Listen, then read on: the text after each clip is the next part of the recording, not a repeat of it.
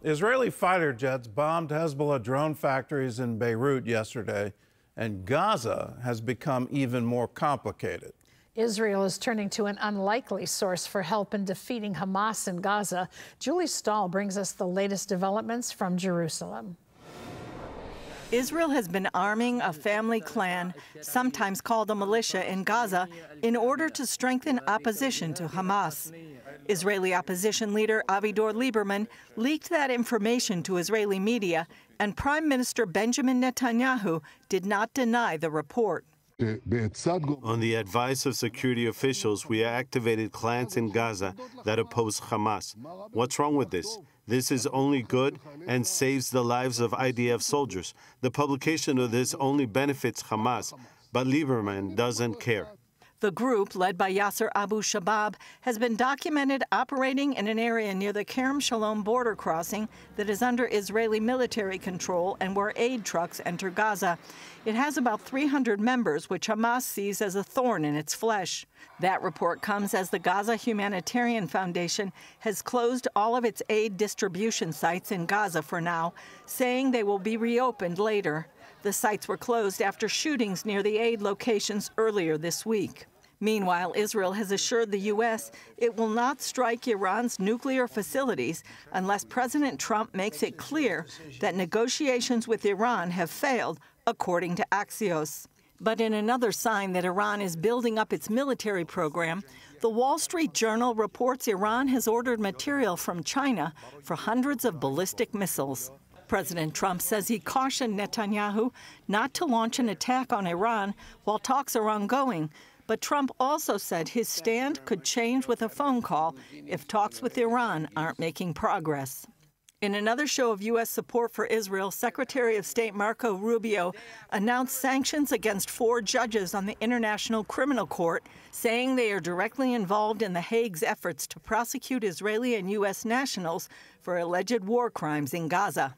The decision follows Hungary's earlier move to withdraw from the ICC rather than arrest Netanyahu when he came to visit. If you check the voting records at the UN General Assembly, you will find a few countries, just a few countries from Europe, opposing every and each anti-Israeli, anti-Zionist resolution. Hungary is among those countries.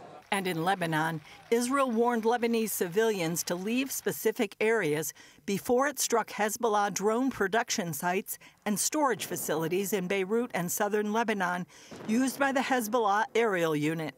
The IDF says Hezbollah has launched more than 1,000 explosive and reconnaissance UAVs at Israel since the beginning of the war.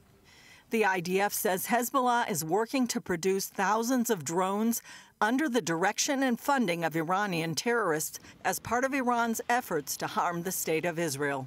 Julie Stahl, CBN News, Jerusalem. Well, I'm sorry to report that the food distribution in Gaza has been shut down because of these Palestinian groups that have been armed, and whether it's Hamas or this other group that was apparently cooperating with the IDF, what they're doing is they're shooting Palestinians who are trying to get to the humanitarian aid.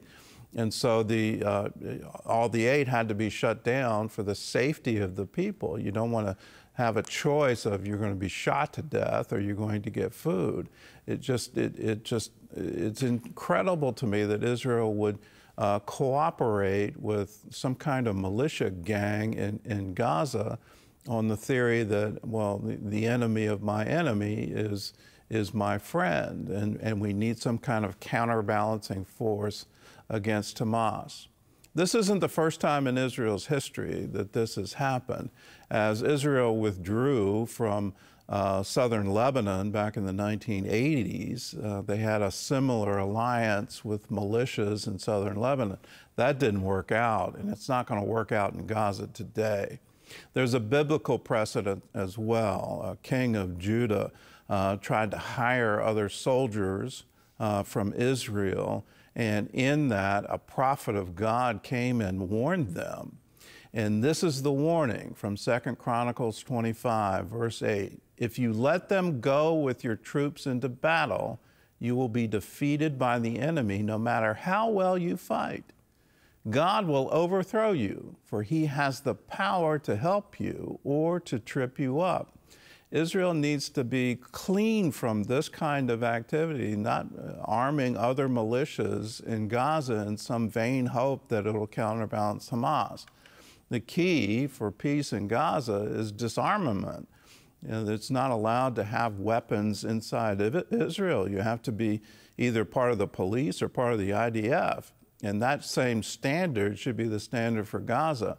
We're seeing the aftermath of it, where the humanitarian aid, the food that was needed by the citizens of Gaza, is now stopped because of this alliance. Let's not continue it. I hope they shut it down and shut it down very